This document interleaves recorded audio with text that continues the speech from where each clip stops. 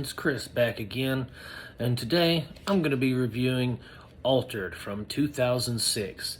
This movie was written and directed by Eduardo Sanchez, who also directed The Blair Witch Project.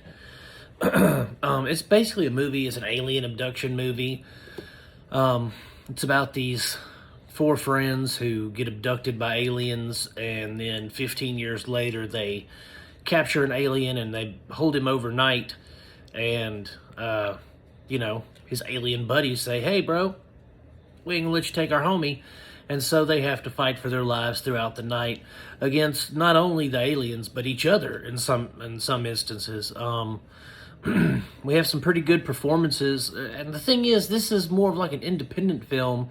I don't think it got a big studio release or a theater release or anything like that, so they're working with I'm guessing a shoestring budget here, but everything, the production quality, the acting, the special effects, everything is above the board, you know what I mean? Like it sets a standard for other kind of B horror movies of that era, because it's very well done. Production quality is excellent. But anyway, back to the acting. We have three main characters. We have Duke, who's played by Brad William Hinkey. I couldn't think of the name for a second. So Brad William Hinkey, rest in peace. He passed away last year in November.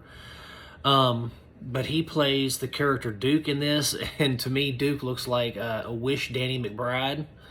But he was good. He was a very solid addition, or a solid character, I should say. He was a solid character. I really enjoyed his interactions with our main character Wyatt, who's played by Adam Kaufman. I thought Adam Kaufman's performance was probably the best out of everyone in the film.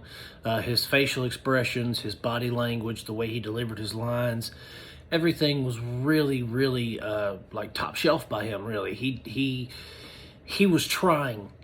He was trying to do his best in the film, and you could tell he was really trying to act, and it worked, because it came off natural. It didn't come off as acting, but that's how good of an actor he was in the film.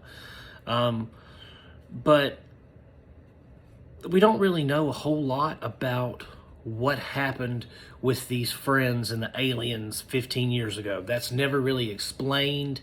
It's not, well, if it is brought up, it's brought up in little tidbits and small explanations of why they did certain things and why they're doing certain things to survive the night, but there's never like a full recap of that background. And I thought that actually added to the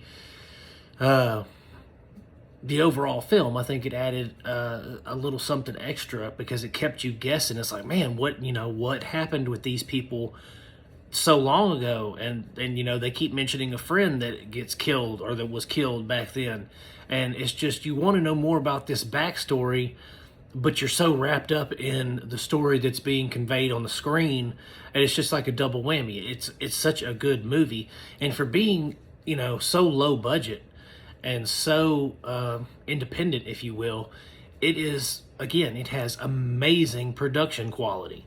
It is really something special. It's a little diamond in the rough, if you will. But overall, I really enjoyed this movie. I thought it was a fun movie. I had seen a few people mention it in some of my movie groups that I'm in, and I said, I got to check this out. I'd seen it in 2006 when it first came out, but I didn't remember a whole lot of it, if any of it. So I was like, I've got to see it again, just to make sure that what everybody's talking about, they're saying it's so good, I need to make sure that it is so good. And yes, it really was that good. And I recommend, if you can find it anywhere, excuse me, I had to rent it from the Netflix DVD mailing service before they canceled that in September. But I got it from there, and that's the only place I could find it to watch, unless I was willing to pay $15 for it on Amazon Prime.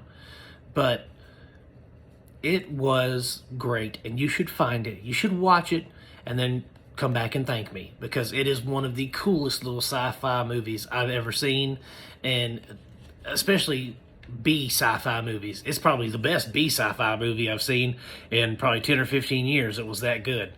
So you guys find it, check it out, and enjoy it.